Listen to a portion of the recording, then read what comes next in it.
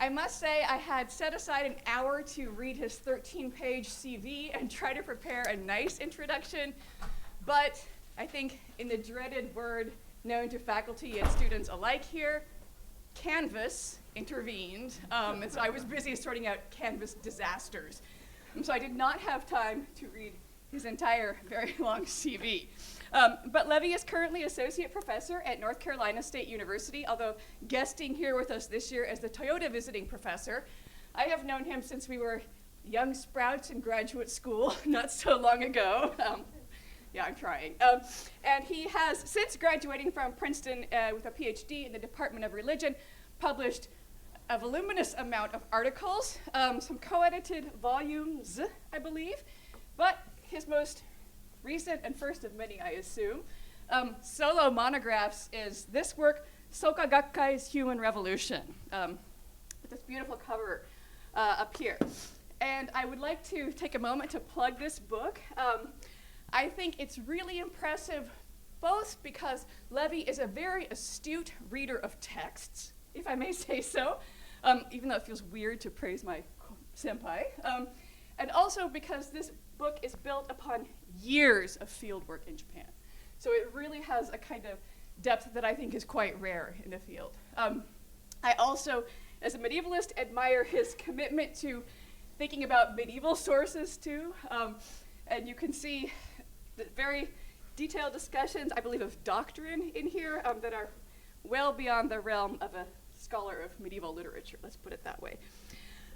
So I don't want to take up too much time because Levi is the centerpiece, not me. So without further ado, please join me in welcoming my fellow rat to start off the CJS Noon Lecture Series. Thank you. Thank you. Thank you. Can you hear me if I speak like this? Is this okay? Thank you. Thank you, Aaron. That's wonderful. What a really humbling introduction. It's so great to see so many people here. I know that this is the start of the semester. I had the great pleasure last semester of teaching some of the folks who were here, and I guess the fact that you're here means it went well enough that you're not totally turned off by what we went through.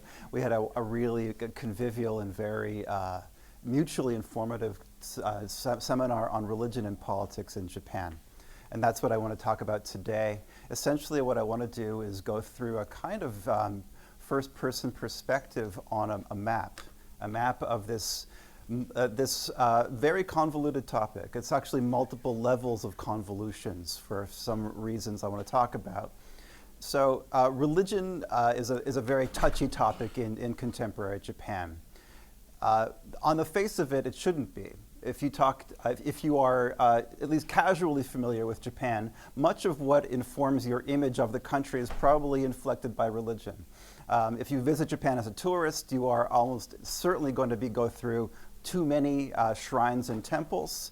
The images of what counts as Japanese is very often at least inflected by visions of Buddhism or Shinto. However, if you talk to people in Japan today and ask them about religion, you're almost certain to get a very negative reaction. And this is there are reasons for this that we can talk about in the Q&A, but just to give you some fairly recent survey data. So every 10 years or so, the Ministry of Education and major newspapers like the Yomiuri Shimbun, which actually has the largest circulation of any newspaper in the world, put out general surveys on all kinds of topics, but one of the topics they take up is religious faith, which is itself a very loaded and problematic way to gauge religion. But one of the questions that the Yomiuri asked in 2008, for example, is, do you have religious faith? And you can see that the numbers are extremely low, the number of people who are willing to say yes. This is intriguingly actually almost the diametric opposite of the United States, those percentages.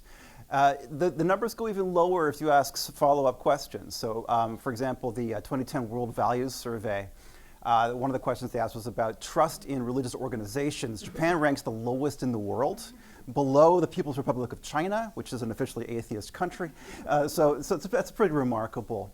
And in 2015, there's a major survey by an America-based Wynn Gallup International asking about, and they included an option of atheism in their survey. And it's striking, atheism isn't a thing in Japan, and nonetheless, given the option, people chose it in striking numbers. I think given that it gave the impression of being even further from religion than simply not being religious. So it lets you know that there's a real allergy to the category. So this might indicate, and I've been reviewing political science literature in particular recently, that has really taken as writ that Japan is a secular country. So for that reason, it's particularly striking to see the seemingly disproportionate impact of religion on electoral politics, and in particular on the governing coalition. So just a little bit of background on that. Japan, since 1955, has been dominated by one party, the Liberal Democratic Party, the LDP, with the exception of a few years in the 90s and then into the mid-2000s has been in power. Since 1999, the LDP has relied upon cooperation with a party called Kōmeitō, sometimes translated as the Clean Government Party. Kōmeitō was founded by a group called Soka Gakkai, which I write about. And the LDP itself is also beholden to what my colleague Jolyon Thomas refers to as religion-adjacent groups. So organizations that may not themselves bear the label religion, but nonetheless are beholden to ideologies, practices, general dispositions even that those of us from an outsider's perspective would label as religious. And so I love using this picture because the poetry of their faces. Just look at the love, the mutual trust that just exudes from this photo. This was taken, it's on the 25th of December 1999, so we've just passed the 20th anniversary of this very unlikely cooperation. And maybe the political scientists here can help identify if there's another coalition that has lasted this long. In any other democracy. I'd be curious to know. This is a question actually from a colleague, Dan Smith at Harvard, who raised this, because it's not clear if there is. This is tremendous, and as for reasons that we're going to come up, I think, through the course of this talk, incredibly unlikely, given the nature of their relationship. Okay, so I want to talk about what it means to look at religion in context. And so, as Aaron mentioned, I do most of my work via ethnography. I'm not a member of any of these organizations. I don't take money from them, but through just general hanging out and being sincere and asking real questions and being willing to spend time with people who have ideological dispositions that are different from mine, I am able to spend a lot of time with people and learn from them on their own terms. And recently, I've been able to spend a lot of time with nationalist organizations in Japan, some of which have received a great deal of notoriety. And one of those groups is a group I'm going to talk about at some length today called Nippon Kaigi, or Japan Conference.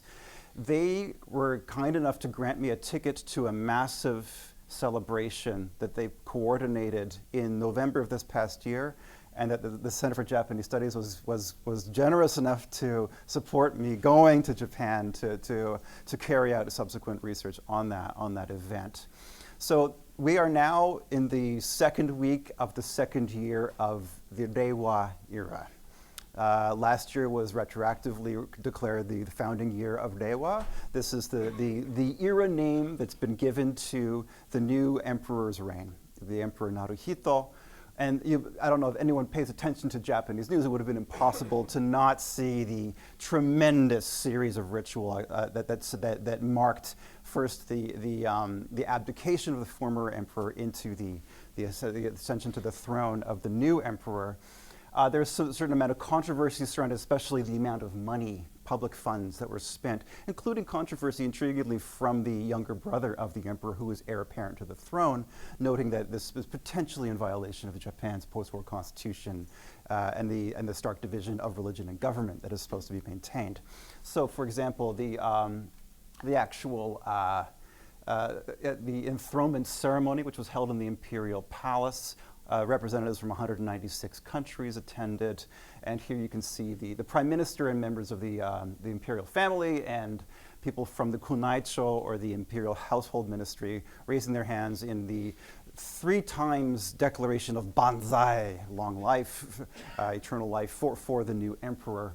Followed a week later by a very secretive and much sort of investigated ritual carried out of the Grand Shrine at Ise, which is the shrine where the imperial ancestress, Amaterasu Omikami, the sun goddess, is present understood to be present, and where the new emperor communes with her in this very elaborate ritual, largely completely closed off to all but the emperor and the priests, called the Daijōsai, which is difficult to translate, but something like, sometimes it's called Thanksgiving, but great tasting festival or great communion festival is a more accurate thing.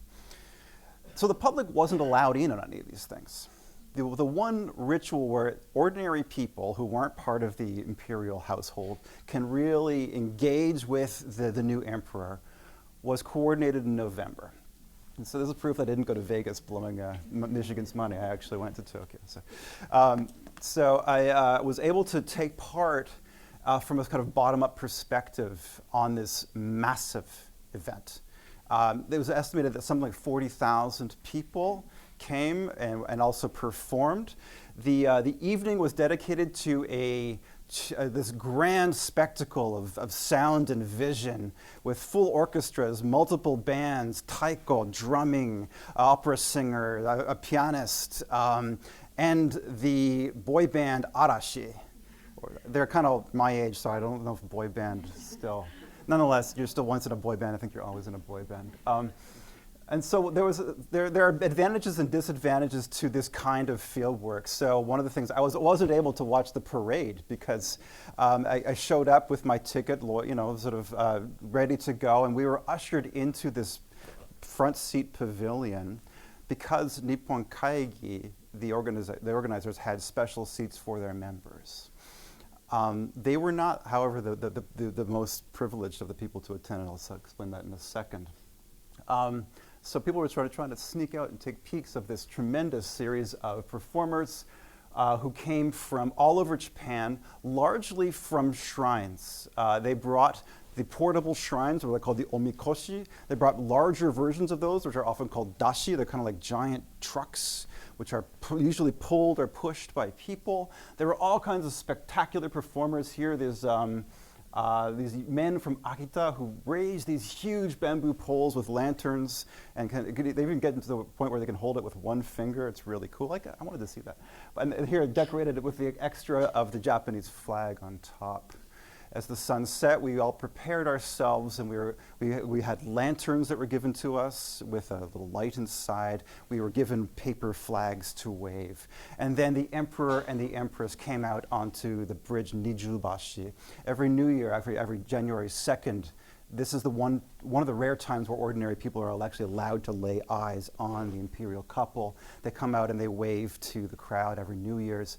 And so the people I was spending time with, I got to know sort of this world of, I would call it imperial pilgrimage. There's a sense in which large numbers of people in Japan regard some kind of access to the imperial couple as access to the divine. And they treat this as a regular part of their cyclical cycle, the cyclical kind of life cycle in which they treat the emperor and the events surrounding the emperor as constitutive of their own identities. As sun set, we got the tour bus after tour bus started to flow in front of us and disgorged all kinds of really well-dressed people. And it's very rare to see men in kimono in Japan. Except for a very few occasions. And it's actually sort of taken as a sartorial signal of nationalism. If a man is wearing a kimono, generally speaking, it's sort of coded as being part of some kind of nationalist encounter. Also, there's certain kind of cuts of kind of mourning coat, almost like 19th century style European dress that was adopted in the Meiji period in Japan. Certain kinds of haircuts even that sort of fit that. Frankly, they look much cooler than the left. The left is kind of scruffy, but the right looks kind of awesome. They have cool hats. And so they started coming out, and I was sort of adopted by this couple who had come from Aichi Prefecture in central Japan, and who were members of Nippon Kaigi, very, very dedicated. They made regular pilgrimages to see the emperor every New Year's and all kinds of other things.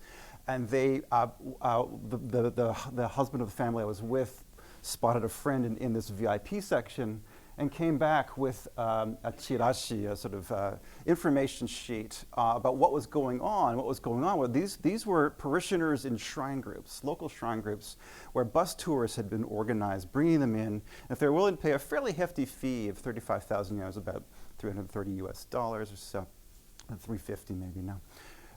They were able to, it advertised primarily as a chance to see Arashi, the band. But within this, it's actually part of a pilgrimage route.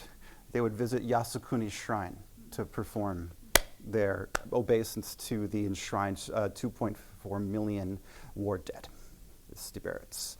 They would visit a really intriguing site called Musashi no Goryo. This is the Musashi no Mausoleum for the Taisho Emperor and for Emperor Hirohito. It's one of the most distinctive places you can visit in Japan. Utterly modern and utterly unlike any other Shinto site. Visiting also the Hirohito's memorial museum as part of this as well. And so this, seeing the new emperor as part of this kind of bigger world of nationalist belonging. And it's really important to put these kinds of things in context. We were encouraged to sing along with the new song that was commissioned called Journey to Harmony. It's in G-flat major, which is very awkward. What are we talking about? What's going on? How should we contextualize this? Why should we call it religious? I want to sort of lay out a broader map. I'm going to zoom out and then zoom back in. So if we're going to think about this as a terrain, there are two principal religious influences, two major constituencies to think about how politics is being shaped by religion in Japan right now. On the LDP side, that is to say the side of the majority party, there is this difficult to summarize basically a constituency of people who are quite different from one another, groups that are radically different from one another, but agree on a few shared goals. And they include the group that I just talked about, Nippon Kaigi, which has gotten a lot of press, perhaps I think overexposed in many ways. Especially since 2016, there was a glut of publications on, there's a lot of ink spilled about, because it has this sort of allure as a conspiracy theory, which I think is not quite deserved. At least as important, if not more important, is what's called Jinja Honcho, the Association of Shinto Shrines, which has a branch or an office within it called the Shinto Seiji Renmei, or the Shinto Association of Spiritual Leadership. It's the Shinto Seiji Renmei, which is essentially the liaison to seated politicians in Japan's Diet, the parliament. And so the thing to keep in mind is that these are very small organizations. Jinja Honcho has about 55 permanent employees at its offices. Nippon Kaigi is smaller than that. And they do maintain branch offices in different prefectures, but they are a very, very small, almost like a shoestring budget level group, which is nonetheless able to do things like operate a 40,000 person event. I should also mention that that event was put on by a committee that it was led by the head of Keidanren, the Japan Business Association, and JCCI, it's the Commerce and Industry Association. Many company heads, former prime ministers, the head of the Japan Buddhist Federation. So they have a lot of buy-in from very powerful people who can muster enormous amounts of resources. They themselves don't have to do so. There are all kinds of networks of like-minded ideologues flowing through this. One of the ones that I spent most of last year in Japan doing this field work, and what I realized is some things that look very marginal or even like irrelevant are very important because they're the meeting points for people who are doing what's called in Japanese nemoashi, root binding, or sort of bringing people together in order to push forward important agendas. Some of these things happen at shrines. The shrine world I would put at the center of this. Also groups that don't get the label religion.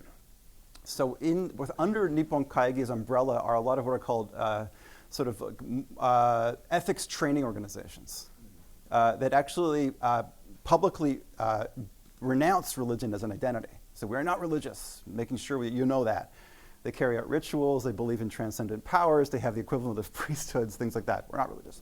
And one of those groups is called Rinri Kenkyūjo, or Ethics Research Institute. Morology is another. Morology has their own university, and there are other ones. They are registered as corporations or other kinds of nonprofits and things like that. There are also all kinds of religious groups under Nippon Kaigi's umbrella, which are Buddhist, they're Christian, they're Shinto, they're so-called new religions, things like that. That's the LDP, and these are the folks who are able to do things like draft legislation, mobilize votes, get the ear of very powerful politicians and really push debate in the Diet and things like that. On the other side, you have Kōmeitō, the Clean Government Party run by Soka Gakkai, which maintains the largest, most unified, until recently, most unified voting bloc in Japan, unrivaled by any other organization. Or is it? We'll see. All right, let's look at I'm purposely avoiding labels like left and right. Quite often, actually, and this is complicated by the fact that the people I'm calling nationalists will self-identify as being on the right in many cases. But what Americans assume is included in that package doesn't always fit.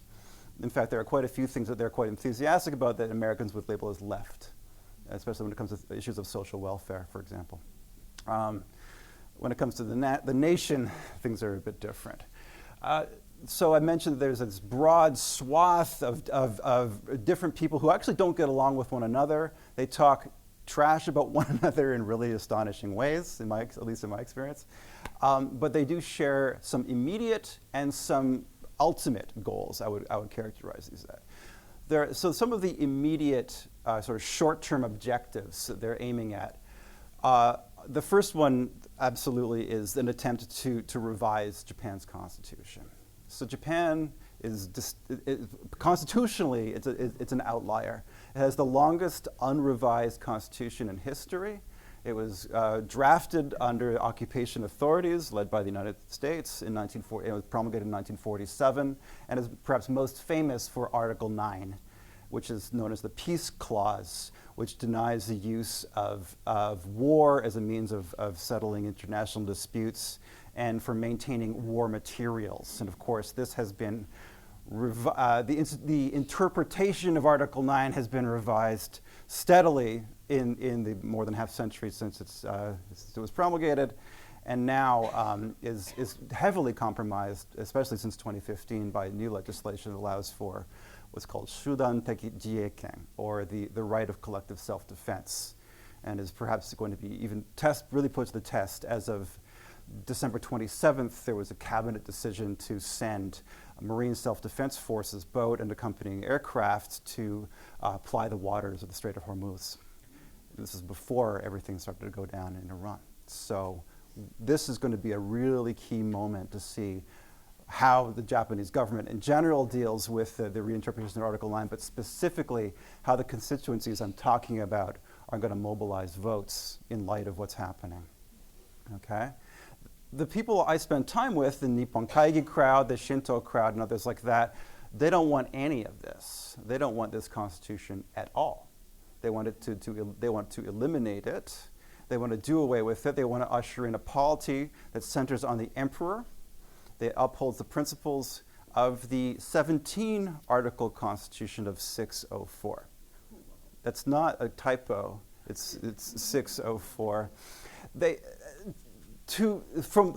the conversations I've had with the folks who are actually quite busy drafting legislation along these lines, they thought the 1889 Constitution got pretty close, but was still a compromise, because what it did was still divide what they considered to be this indissoluble unity of the people and the imperial presence. They want to return to what is known as Matsuri-goto. So those of you who read Japanese will see that the character for Matsuri-goto, sei, is the character that's used in seiji, which is the Japanese word for politics. But Matsuri-goto, for the pre-modernists in the room, will know that this means something more than just politics, but is actually a ritual and sort of divine connection. There's I would call it a hieratic concern that has to be taken into account here. This is what they have in mind, and it's not metaphorical. These are real presences that they believe have been rent asunder artificially by the imposition of the Americans. They want to remilitarize Japan, returning it to a normal country status with its own military. This includes nuclear weapons. All right? And there's a comprehensive overhaul of the educational and social policies to cultivate Japanese people, not so much as citizens, but as imperial subjects. And so the title of the event that they carried out in November was the Kokumin Saiten. Kokumin is a tough word to translate, right? The people, the country's people, but really, I mean, it could be subjects, right? And Saiten too, Matsuri Ten. So there's a liturgical quality to this word. It's like imperial celebration might be a gloss, but there's really more about this kind of Matsuri Goto concern is very, very clear. Who are these people? There's a fluid range of activists from a broad collection of religious, institutional, educational backgrounds. They maintain intimate ties to the LDP, particularly with Prime Minister Abe. So we are now, he's now the longest serving prime minister in Japanese history. This is his second term. So this is important. So he was prime minister for under a year, 2006, 2007, and it really crashed and burnt. He had a very ignominious end to his first term as prime minister. His years in the wilderness after that are key to understanding what's going on now. So while he was out of office, he spent a lot of time in seminars. Learning from the folks who are now heavily informing a lot of the language, a lot of the sort of underlying ethos that you see happening in the second Abe administration. It's my experience, though, to keep two major things in mind. One is that just paying attention to electoral politics doesn't get you to understand why this is happening, because the concerns of the folks involved go far beyond simply getting votes or keeping certain people in office. These are cultivation movements. They are really interested in changing the disposition of an entire population over generations, right? That involves a lot more than just, how to vote properly. The second thing is that it can be too tempting to focus on institutions, and what you need to do is look at people. Where are people going? Because these institutions are often fungible. That is to say, they can be replaced. A lot of the so I'll give you an example. Let's look at the Nippon Kaigi. Nippon Kaigi itself is the product of a merger of two organizations. One was called Nippon no Mamorukai in 1974. This was largely religious organizations that agreed. Actually, what unified them was their opposition to Soka Gakkai, mostly. That was like the one thing that really kept them, which is now, given the coalition, really ironic.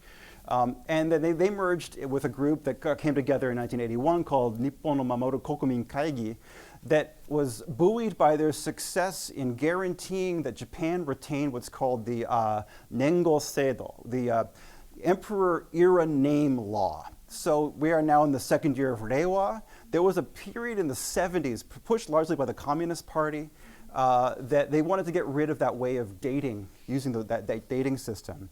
This was considered an existential threat by the nationalist groups. So they claim 38,000 members. Importantly, they are unincorporated. So this actually gives them a certain kind of liberty, right? They're not beholden to taxation laws or the kind of governmental scrutiny that any kind of incorporation would bring them. They were founded in '97 by a composer. This is what I mean by cultivation movement too. Mayuzumi Toshiro, a fabulous modernist composer who died of cancer that year. And intriguingly, in that November celebration, he was the only composer to have two pieces performed. Everyone else had just one. Nippon Kaigi is getting a lot of attention recently because it has very famous people who are signed on to it. Most famously, the prime minister and most of his cabinet. Most seated LDP Diet members, a lot of prefectural level LDP and other right-wing parties are part of this. It's basically, though, if you speak to people, they're almost cavalier about their involvement in many cases. They see it as a convenient meeting point, again, to share ideas. I would say that Nippon Kaigi is fungible, as fungible as many of these other groups. And I don't know if we're going to be still talking about them in 20 years or something like that. Who knows? That could be, making predictions is a bad idea, actually. They are also heavily informed by religious antecedents. Most of their members were part of what's called a new religion, or labeled as a new religion, called Seicho no Ie.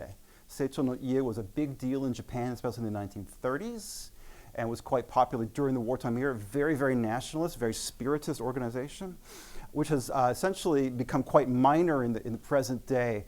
But if anyone's hungry for a new project, a great dissertation and book is waiting to be written about Seicho no Ie. Really deserves a lot more attention than it's received because they are being disproportionately incredibly influential. And so this gentleman here is Kabashima. He is not the president, but he runs the organization. And I've been fortunate to have numerous I use his name, I anonymize everyone, but he's a public figure who publishes under his own name a lot of stuff. And one of the things that in my conversations with him is saying, we are encouraging diet debate on this issue of preventing a woman from becoming emperor. This is now one of the main sort of priorities of this organization. And you might think, wow, what's such a big deal? The big deal is that you have to take seriously the idea of the emperor being a divinity and requiring the patriline to retain the passing of that kami divine status through the generations. The unbroken line, as it's understood, 126 generations now into the present. You have to take that seriously to care enough about to put laws into effect. So they're worried about making the distinction between what's called a Josei Tenno, or a woman emperor, and Jokei Tenno, or a matrilineally descended emperor, even if it's a man or a woman in that case. And so they go to a lot of sort of lineage chart. Anthropologists would love this, having these kind of conversations. I'll give you an example of what it means to sort of engage, though, as an ordinary person. So the average person doesn't go to the headquarters and spend time because it's tiny. It's on the 4th floor of a little building in Hanzomo, and it looks like nothing. What they do is they engage with the constituent institutions. And so I spent, last year, I spent a good amount of time with one of these groups called Rinri Kenkyūjo, the Ethics Research Institute, which holds morning meetings, 364 days a year at 5 a.m. at about 500 different locations. This is, okay, I want a medal for doing this kind of reason. Anyway, because you get jet lag without traveling anywhere. So you have to get up at 3 a.m. and so it's basically founded on this sort of agrarian ideal that was, when it started in the 1950s, there were a lot of people in Japan for whom getting up at that early was quite normal, right? Now it's a big stretch to get people who live in Tokyo to get somewhere, because this is before the trains run. You have to really be dedicated to getting to a place. The average age is very old. And when you are there, you read one of the 17 chapter-long chapters from the founder's book. Not a coincidence that it's 17 chapters. It matches up with Shotoku Taishi's 17-article Constitution of 604, that are largely focused on Neo-Confucian ideals, which were very popular in a kind of movement from the 19th century into the 20th century, which labeled Tsuzoku Dotoku, or sort of popular ethics. And these were focusing on things like frugality, filial piety, honesty, these sorts of things. And so the titles of the chapters are things like Difficulties Open the Door to Happiness, and Life is a Theater of the Deities, and the protagonist is you, things like that. But what these do are they're triggers for people to share testimonials. And they share the difficulties of their everyday life. The participants are largely women, and they are largely elderly. And so there's a great deal of solidarity. And for them, this is the most important part of their day. And the community they create is very, very vibrant. And so what it also reveals is that there's a gender disparity that's very, very present when you look at the nationalists. So at the top, generally speaking, heavily male, heavily anti-feminist. And you don't see a lot of women, but at the grassroots level, it's powered by women. And this is a difficult thing to overcome conceptually, potentially. How can it be that so many women are pushing forward an agenda that doesn't seem to advance women's interests? They also have a heavy corporate presence, and they have a headquarters in Akasaka on some of the most expensive real estate in the world, and they're building a new one. It's huge.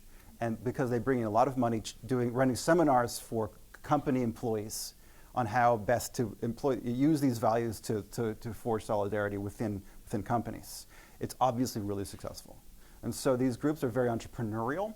And how they are registered, in other words, which kind of what's called in Japanese hojin, or juridical person they are, radically changes the kind of activities they carry out. And frankly, in religious studies, that has been a big absence in the way we do research. That kind of legal designation matters a lot. And we need to do better at looking at that stuff. And I think there are historical precedents we need to look at as well that would feed into that. Okay. But as the more time you spend with people, the more labels and easy understandings fall apart, and there's all kinds of unresolved difficulties. I'm going to give you one example. A person I will call Mrs. Takeda. It's not her name. She is, I would say, she exhibits complicated nationalisms. She's in her early 50s. She's divorced, mom of 2 daughters. She's been very avid participant in Rinri Kenkyūjo. She's a regular attendee at these what are called the Ohayo Rinri Juko, the Good Morning Ethics Academy meetings. She's now recruiting others to come in because they desperately need membership. It's people who are willing to go at 5 a.m. She's 3rd generation Korean Japanese. Her mom is also a member. Her mom was a survivor of the atomic bombing in Hiroshima and is the child of, I believe, to be the child of forced laborers who were brought from Korea. You would not think this would be the ideal candidate for someone to take part in a nationalist organization that focuses on emperor reverence. Nonetheless, she is. And so how best, and also very, very focused on Korean identity simultaneously. When I spent time with, and I love Takeda-san, she's so cool, just this really blunt, awesome person. She's like, the person I want you to meet the most is my fortune teller. You have to meet my fortune teller. And so I met her fortune teller at Jonathan's. A lot of my interviews happen at family restaurants in Japan, drinking too much coffee and stuff. The fortune teller wanted to talk most of all about all of her main topic, lots of different things. She showed me this very elaborate computer-based, internally rigorous form of fortune telling. The topic she most wanted to talk about was the danger of having a woman emperor. And she had the lineage charts all set out for me. And those are examples of those things. So they need to educate the public about how dangerous it is to have a woman or a matrilineally descended male emperor even. And so at present, something like 80% of the Japanese population has no problem with a woman emperor. They're quite enthusiastic about it. That is considered to be this, again, an existential threat to the nationalist folks that I'm spending time with. And they feel the need to cultivate knowledge. And so the memo has gone out, and there's been a lot of focus on, I would say, pedagogy. And it really is sort of school-based pedagogy, the techniques of school-based pedagogy that are alive and well in pushing forward this new initiative. School-based pedagogy is also key to the other side of the coalition. So I'm going to talk a little, in the remaining few minutes, about Soka Gakkai. Soka Gakkai, Value Creation Study Association would be a literal translation. That doesn't sound like a religion, and that's because it didn't start as a religion. It started as an educational reform movement and retains a lot of that kind of educational reform impetus, even now, that has really become a very big, arguably Japan's largest active religion, depending on how you measure things. There are 2 sides to Nichiren, which I emphasize in the book, called Twin Legacies. On the one hand is a focus on Nichiren, who was a medieval Buddhist reformer who pushed that only the final teaching of the historical Buddha, Shakyamuni, known as the Lotus Sutra, is effective in these, our latter days of the Dharma, Mappo. We're now living in such a degraded age that it's only through chanting the title of the Lotus, Nam-myoho Renge-kyo, and sections of the Lotus Sutra itself that you can hope to achieve a liberation in this lifetime, in this body. So the practice focuses very much on this very rigorous orthodox maintenance of this chant, no matter where you go in the world. And Soka Gakkai, I would stress, is Japan's most successful religious export. They are members, and they claim 192 countries and territories, United States certainly, and it's really remarkable, the consistency of the chant wherever you go. And this is a mission conceived as Kosen Rufu, or to widely declare the Dharma. It was founded by educational reformers and the first president was martyred, Makiguchi Tsunesaburo, for his refusal to give in to the wartime demand that all religions enshrine talismans from Ise Shrine. He was willing to die for this doctrinal principle. And then in the post-war, it went from a few thousand members to millions of members. People were drawn in, the promises of this worldly benefits, but also this tremendously developed society, which I characterize as a mimetic of the modern nation state. And if you look at the contemporary, this is a highly simplified chart of the bureaucracy under Soka Gakkai. Some people characterize it as a corporation, others as a village. I think it's a nation state, and I think actually if you're thinking of Soka Gakkai in terms of Imperial Japan, is very, very productive.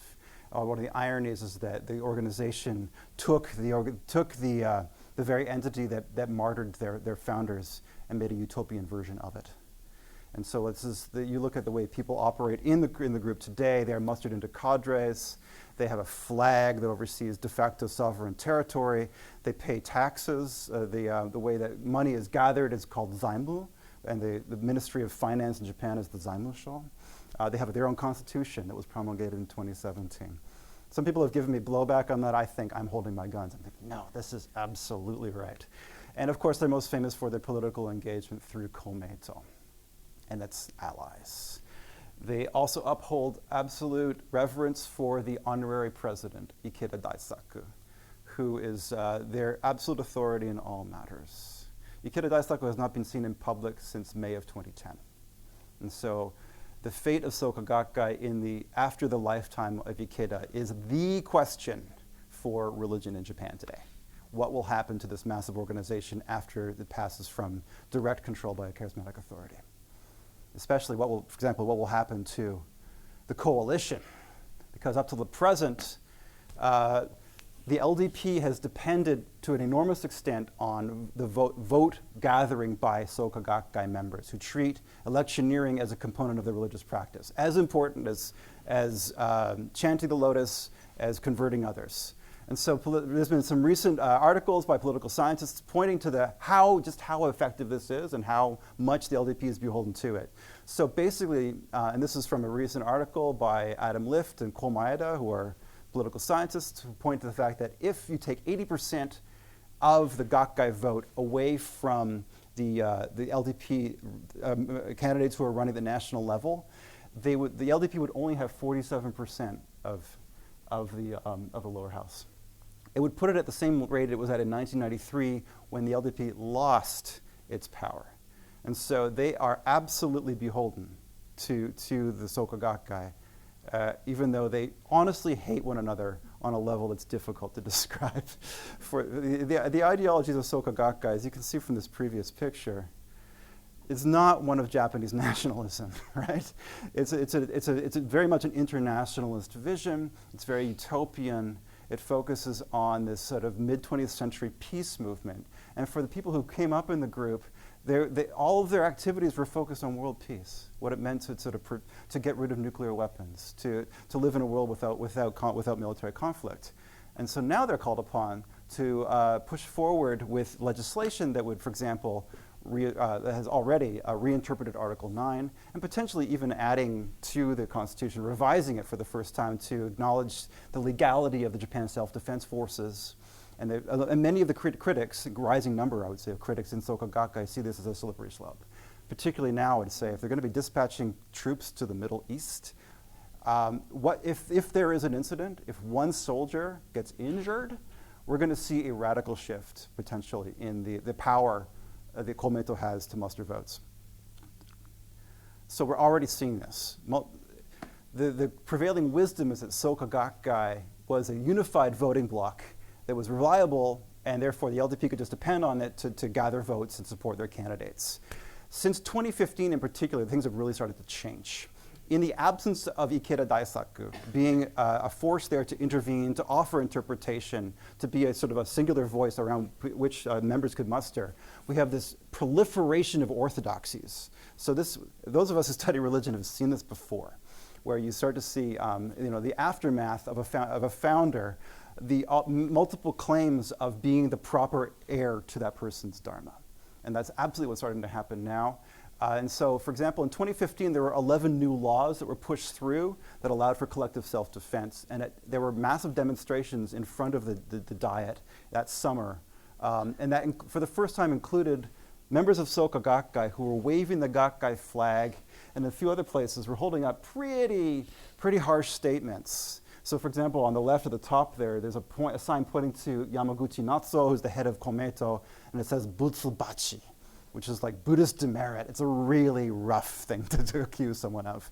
And then on the right is Toda Josei, the mentor to Ikeda, the second president of Soka Gakkai, no war, on top of what's called the Sanshoki, the three-colored flag. It's not the Romanian flag, that's the Soka Gakkai flag. And each of those colors of the flag is coded with different things. We saw recently sort of continuation of those protests. So in July 2019, there was an election in the upper house, and a very forthright member of Soka Gakkai actually ran against Yamaguchi, ran against the leader of the party, a guy named Nohara Yoshimasa. He lost, but he made a powerful statement about what he called the rot within both Soka Gakkai and Kōmeitō, and saying that because you have these two organizations that are fully willing to completely subvert their founding pacifist principles, what are we doing? What is the point of belonging to these groups? We need to reclaim this religion. We need to get, ideally actually, if many people have said, we need to get out of politics, or be willing at least to move back to the opposition. When we were in opposition, we could remain pure ideologically, but now we've been corrupted by being in coalition for 20 years with the LDP. And so this is, he lost by a good chunk, but nonetheless, there was some really important signs in this most recent election. Soka Gakkai, well, Kōmeitō lost a lot of votes, almost 500,000. And so there's a lot of questions now about what's going to happen in the immediate future after Ikeda's lifetime as the demographic shifts affect the voting base for both of these parties. Let me move on to just a few things for a conclusion. So I don't have to go through all these, but I'll leave them up in case you want to talk about stuff. So we've got these two different constituencies, right? We've got the nationalist ideologues and we have Kōmeitō. On the nationalist side, we have LDP focus. I would not call Nippon Kaigi or any of these groups a mass movement. The numbers are too small. But what they figured out is you don't need a mass movement if you've got the politicians, right? And so that's actually it's turned out to be a very effective strategy. No one's making any headway in terms of revising the Constitution or getting rid of it. That is obviously too difficult now, but a generation from now, if you change the education system, what is the disposition of the Japanese people going to be? And there is no alternative on the left that is coherent, right? So this is very, very effective, and I think that their strategy is quite long-term. They are focused on an ethnic nationalist polity that conflates the sovereign with the Japanese people, and they figured out that working with the LDP, particularly working with Abe, is the most effective means of making this possible. Kōmeitō is powered by a religion that is in the throes of an existential crisis. It's really shifting. The question of what's going to happen after Ikeda, but also what's happening generationally within the group is really affecting how people operate. There are well-informed people within Soka Gakkai who I spend time with who think that the party will no longer exist in 10 years at the national level. What then happens to voting, right? What happens to those voters? I personally think this is an opportunity for opposition parties to act together and potentially shift Japan quite radically, potentially. That means, of course, they have to get their act together. So let me just end with a few of the challenges that face studying this stuff. On the one hand are these accounting for divergent organizational types, many of which reject the label religion, but from an etic perspective look really religious. So they have transcendent powers at their center, there's rituals, doctrinal texts, all kinds of stuff like that. And there's also a steady creation and dissolution of these different kinds of organizations, which, as I mentioned, need much more attention than we've given them. What seems key are following people, following what they do, what they say, how they think, and money. How they make this stuff happen through resources. Religion is only ever going to be a heuristic means, a useful sort of teaching tool of mapping shifting terrain. But I will say that as a final statement, you can't understand Japanese politics without studying religion. Thank you for listening. Appreciate it.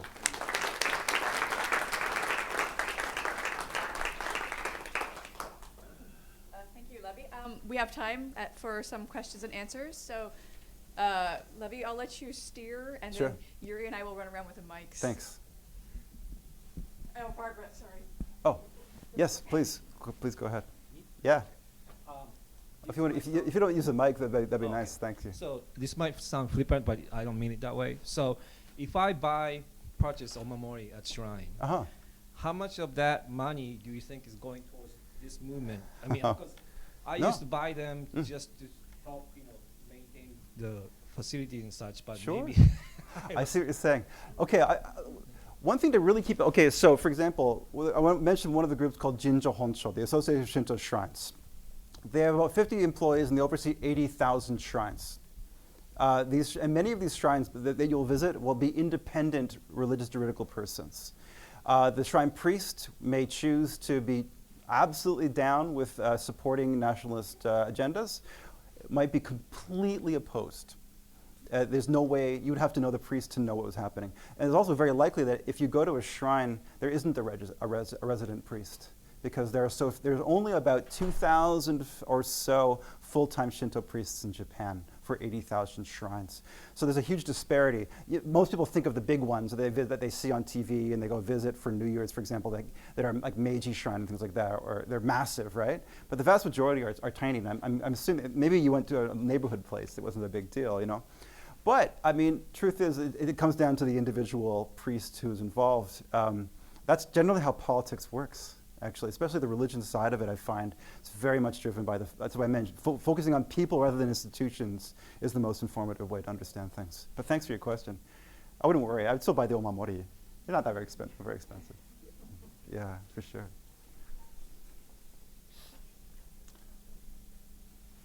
Thanks.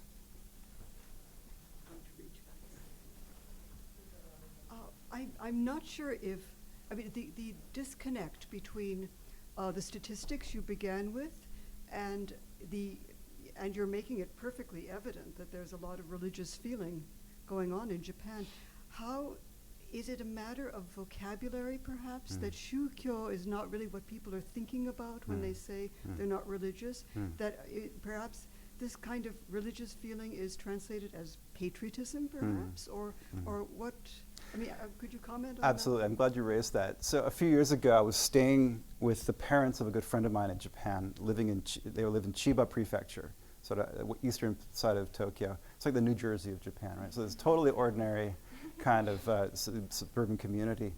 And they were kind enough to put me up for the night. And they had this small mansion, like an apartment. They'd moved from a big house into a small apartment, but they'd kept one room entirely for this huge Buddhist altar, which had previously occupied a very big house. And in the morning, they replaced the rice in the bowl and the water. And the husband of the family was replacing the water. We were talking about, while I was there and doing research on religion and stuff. And as he was replacing the water in the altar, he said, but we're not religious. And I'm like, I wish I were filming this. This is like the perfect example of what it's like to talk about religion in Japan. So the question is, why? Why would he be so averse to that label? There are older reasons and newer reasons. The newer reasons are perhaps the most immediate in people's minds, and that's the year 1995. And the year 1995 saw the Kobe earthquake, which threw Japan into this crisis of identity about being a capable modern society, and then a lot of religious groups mobilized as volunteer at that point, and they got a bad rep. They didn't mobilize good PR about what they were doing, and in some cases their efforts were uneven, and they were accused of preferring their own parishioners, as using this as an opportunity to proselytize. And then less than 2 months later, there were attacks on the Tokyo subways by Om Shinrikyo, the apocalyptic sect, and that just murdered the image of religion for a whole generation. And so to even if you were a Buddhist priest, the most middle-of-the-road kind of religious person, to self-identify as religious became dangerous for a surprisingly long time. And so that image lingers. But also, there's an older reason, which is to say the term shukyo as a translation of the English word religion took a long time to coalesce, about a generation, from the 1850s to the 1870s. And it's not a particularly useful way to describe everything that goes on, because it has a lot of baggage that comes from a particularly Protestant background. It assumes, singular, belonging to one religion. It assumes that it's some kind of knowledge about doctrine and ritual, and it assumes that you have regular attendance at some kind of ritual or a site of worship. And most of those things don't apply very well to people in Japan. So the combination of that stuff is really, and then you have this constitutional separation of religion and government guaranteed by the Constitution, right? All that stuff is basically put together, has made self-identifying as religious a pretty risky proposition for most people in Japan. So the people who are likely to do it, members of Soka Gakkai, and a few other what are labeled new religions, a very difficult, not very useful term that's usually applied to any group that was founded in the last 200 years or so. That's a thumbnail sketch of what's going on there. Yeah. So how do larger Buddhist organizations fit into this? So Sotoshu, Right. Jodoshin. Yeah. Are they Yeah, good aligned question. one way or the other? Is it complicated? What's Really going on good there? question. I'm working now with Steve Reed, who's a political scientist in Japan, and some others, and we're trying to do more on that. Frankly, they haven't received enough attention. They've been pretty good at mobilizing votes. The difference is that they don't tend to center on a single party or create a party that's obvious, identifiable, and then easy to follow for political science. They tend to be very strategic and very regionally strategic. So in one place they'll, for example, back an LDP candidate, and another place they'll go with someone in the opposition because of the local circumstances would be better suited to usually the sect, but often to the local parishioners too. So it has been kind of scattered. And there have been also a whole series of other religions that have basically tried to copy the Kōmeitō model, because that's tremendously successful, right? And they're like, oh, we should do the same thing. But they can't replicate the series of historical circumstances and practices that led to Kōmeitō's rise. And so they've all failed, sometimes spectacularly failed. Like Kofuku no Kagaku is a religion. It has received a very controversial sort of image in Japan, but they have Kofuku Jitsugento, or Happiness Realization Party, which fielded thousands of candidates at local and national levels over the last decade, and not one elected in an election. That's not true. There's some local level folks who got in when they ran unopposed, I think. But the amount of resources that were poured into that versus the amount they got out of it is just shocking. And so it's not like Kōmeitō, in other words, right? That being said, we need to pay more attention. For example, the big Buddhist sects have been pretty effective. In fact, about 1 to 2 diet seats per election can be accounted for based on their efforts. And that's not nothing. So it's really worth paying attention to. Yes, hi. What have you run across in terms of the North Korean threat, their possessing nuclear weapons, Oh, yeah. the impact ultimately on the conservative goals and nuclearizing themselves? Okay, I'm glad you're asking about that. The cynic in me wants to say that these folks owe a thank you letter to North Korea because it has galvanized them unlike almost anything else. I mentioned sartorial cues, like dress cues, right? One of the things that's worth looking for, if you're looking at Japanese politicians that are on screen, is a lapel pin that's blue and has kind of like a chevron-y kind of look about it. And that indicates belonging to an organization called the Sukukai, or the Rescue Society. And the blue is meant to be the blue of the sky that's the same in Japan as it is in North Korea. And it's indicating their support for what's called the Rachi Mondai, or the abductees. So the Japanese people who were abducted by North Korean agents from the 70s onward, literally taken off the beaches in mostly northern Japan, and taken to North Korea. That has been an absolute galvanizing point. And it's interesting to see who wears it and when they wear it. It seems a bit strategic, but I have noticed that is also one of the circles in which a lot of these ideologues travel. and a lot of them are from religions. And so I mean, there was actually a certain amount of nervousness when Trump and Kim Jong-un looked like they might be normalizing a little bit, because that actually took the wind out of the sails for the Japanese nationalists. Because if that goes well, they lose one of their talking points, right? Fortunately for them, things are going terribly. So, it should be fine for them now. Hey. Thank you for the talk. That was very interesting. So I have two questions. One is, I guess, the one sort of missing part of the talk is probably the economic interest of the religious juridical persons groups, because they are all tax exempt, and occasionally, lifting those tax exempt status, it comes up in the political debate, because obviously Japan has one of the worst like a budget deficit in the world, and so I'm wondering if you could talk a little more about that one. The other question is, I wasn't like particularly sure if those religious groups are like at all different from other interest groups, like the Union of Medical Doctors, the Union of Pharmacists, or I mean, Yubin Kyokushokai, for example. And those groups seem to be far more powerful than those religious groups, to me at least. And so, if you could talk about that. Good. Okay, let me start with that. They're not far more powerful. That's what's interesting, and that's where the missing data matters. It's like I mentioned, working with Steve Reed and Axel Klein in Germany as well as part of this is Dan Smith at Harvard. We're looking at these things. I defer to my political science colleagues who are the data monsters who are able to do most of that work. But truth is actually that they are comparable to, for example, Nokyo and other groups like that in terms of the number of votes that they can muster.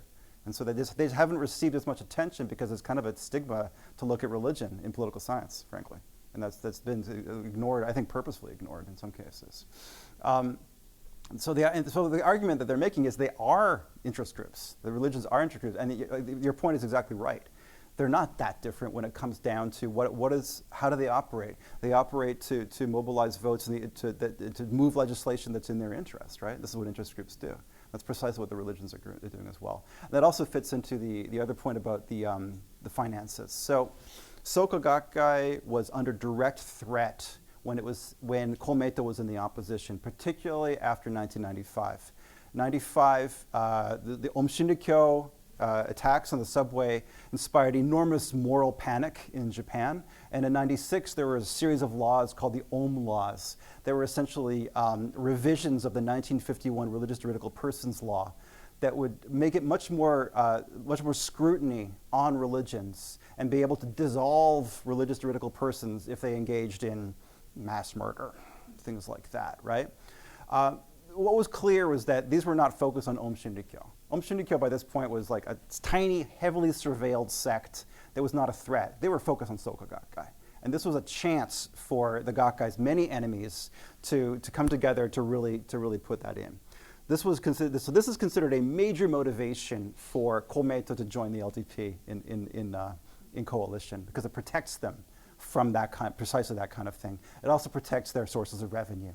So as religious juridical persons, religious activity is not taxed, right?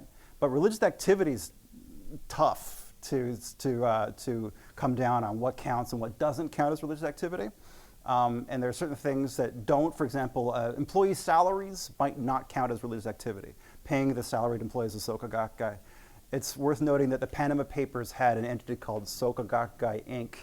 in the list of offshore accounts that were made public, right? So, and also the Laws, as they're called, were meant to shine a light on the finances, but there's no a requirement in those laws that the findings are made public. So if you're in the government and you're very influential in the ministries, you can prevent any of those findings from ever seeing the light of day. So I have a chapter coming out this year on Soka Gakkai's money, which is obviously controversial. The estimates run as high as $200 billion that Soka Gakkai might be worth, right?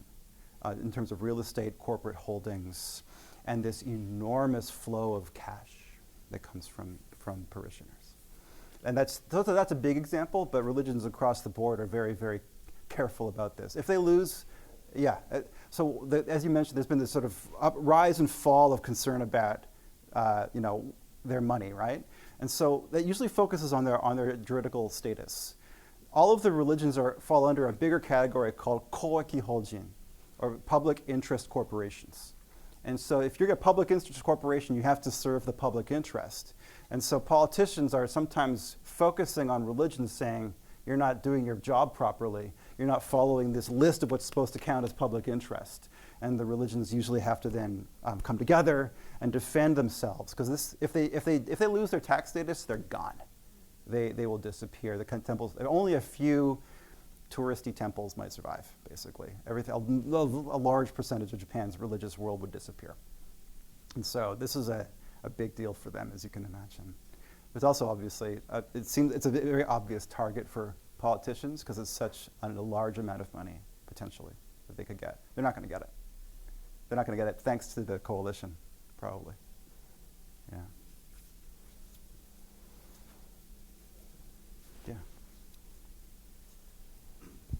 So one thing you didn't talk about, and this could be a whole nother discussion, but I think it was 1991 where the Soka Gakkai was was excommunicated from the priesthood. Yes. Does that play into this at all? Certainly. Thank you for raising that. How would that play? Absolutely. No, I'm glad you raised that. So yes, so historically, Soka Gakkai was a lay organization under a minority lineage temple-based group called Nichiren Shoshu.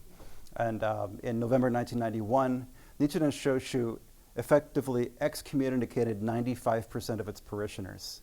Which, I mean, you got to really have it in to get rid of and it's tragedies. So the headquarters at Taisekiji near Mount Fuji, there was this award-winning, beautiful facility that had been constructed that they tore down. They wanted any vestige of Soka Gakkai's influence erased from their presence. So in other words, a great deal of animosity, and the reverberations of that are still kind of ringing in both groups, particularly for Nichiren Shoshu, which has lost all of its vitality, essentially, especially in terms of resources.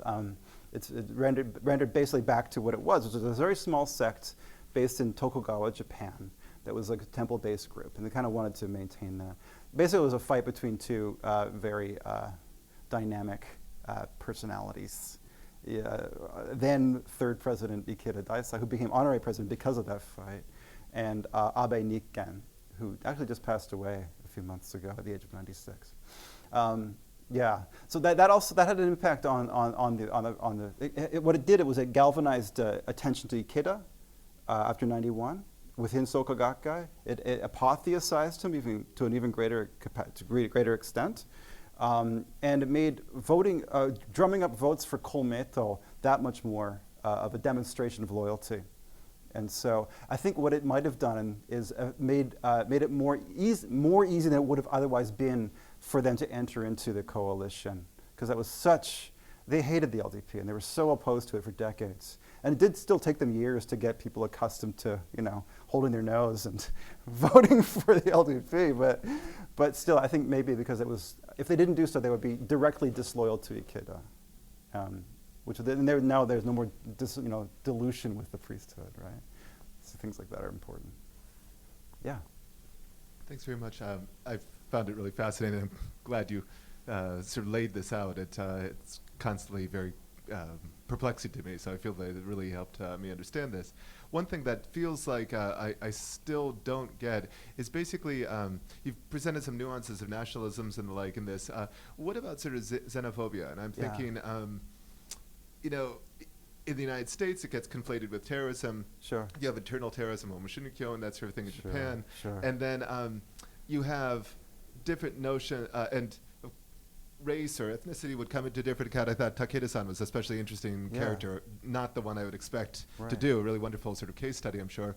But can you help me understand how these different constituencies see external foreigners, maybe Pakistani workers who might be coming in or something like that. Sure. And then probably Euro-American foreigners, and then sort of internally marked foreigners, like Korean lineage people, like in Japan.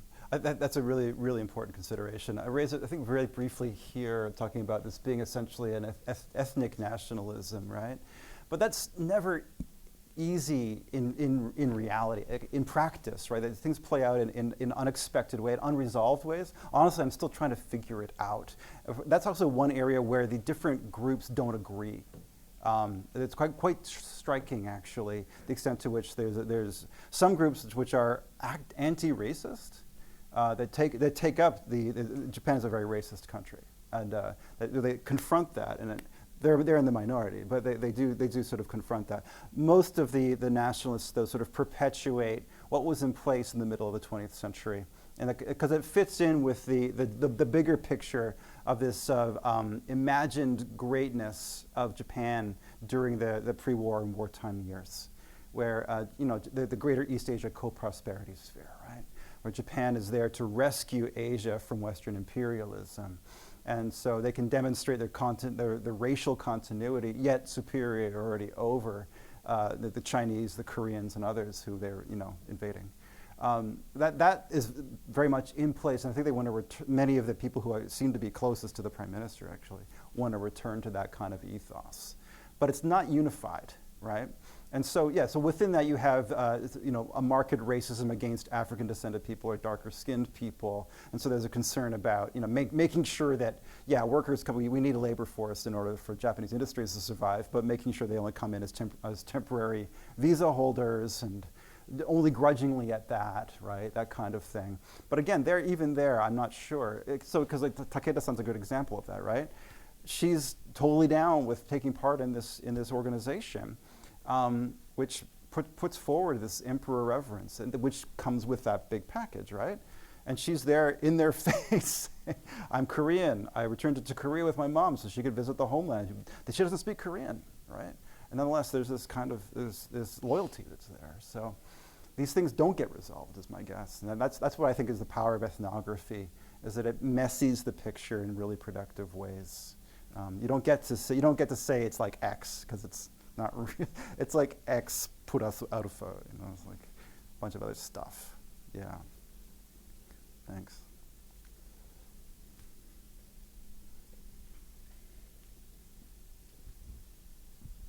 Speaking of messy, I was wondering, you hinted at this a little tiny bit about the sort of problematic nature of thinking in group categories.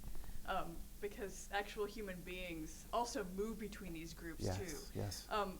But at least I didn't really get a sense of how that actually kind of plays out. Yeah. So would you be willing to elaborate on that a little bit? Because all of our case studies were nonetheless aligned with a certain group. Yeah, that's. I'm still torn. In terms of methodology, how best to do this. It's been suggested I think about network theory or something like that. I'm worried about network theory because it reifies the nodes and it's static, and this is not what's happening. I'll give you an example, a dynamic example. So when I spent a lot of time last year with Shinto priests who are kind of a node, actually, to be fair. But there's a lot. So they operate as a kind of a central point, and they belong to multiple organizations simultaneously, and have to constantly be navigating the politics between them because they're quite fraught. So by virtue of taking part in that circle, I was able to go to some meetings. On the face of it, looked like they might be kind of boring. So one of them was an alumni meeting for a group that had successfully gotten UNESCO World Heritage designation for shrines in Kyushu that actually prevent women from setting foot on the shrines. There's a famous place like that. And so this alumni organization, I thought, it's going to be a bunch of old dudes drinking sake, which isn't that bad, actually. It's all right. I don't mind spending time with people like that. But it turned out to be this really dynamic group of hundreds of people, a lot of young folks, about a third of them from the business world, advertising, construction, insurance, all these things that have some sort of connection to shrines, and then priesthood, and then just parishioners, and politicians. And so the deals that were being set up, the combination, that's one example, right? So that's not an official organization. It's just like one of a series of events, and yet that's really where stuff happens a lot of the time, right? So that's one example. And that, in the writing, I'll certainly be doing justice to it. The problem I find actually with both with writing and presenting, ethnography goes long. All kinds of stories, right? So you can choose, like tell a story or tell a big picture. I went with big picture. It's all right. Yeah.